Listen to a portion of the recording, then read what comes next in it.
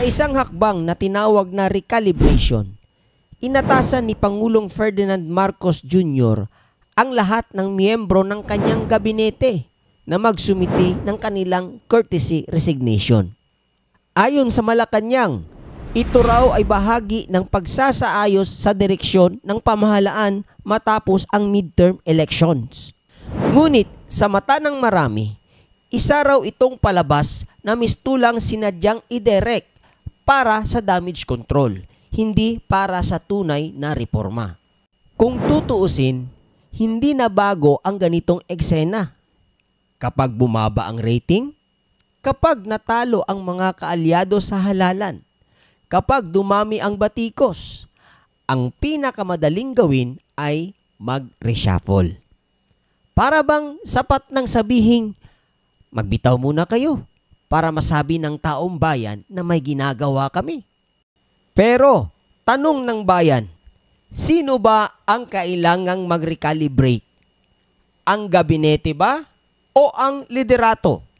Habang ipinapasa ang sisi sa mga opisyal sa paligid, lumulutang ang malaking issue, ang mismatch sa pagitan ng sinasabi at ginagawa ng administrasyon.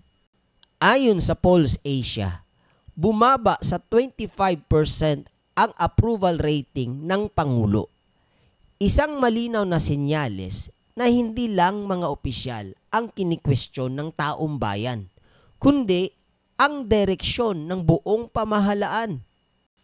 Bukod pa rito, maraming Pilipino ang nagtatanong kung performance ang batayan ng courtesy resignation.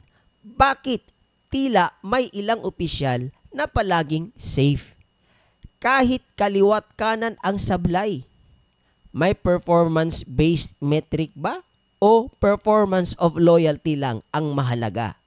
At habang binibigyang halaga ang urgency, nananatiling matamlay ang kilos kontra inflation, energy crisis at korupsyon.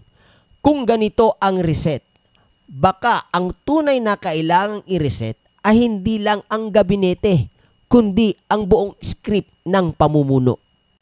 Sa huli, ang tanong ng publiko ay simple. May saysay ba ang pagbabagong ito?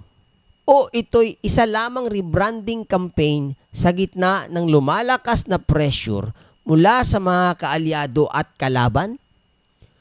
Kung ang kasagutan ay pawang palabas lamang, baka ang tunay na kailangan ng resignation ay wala sa gabinete, kundi sa itaas nito.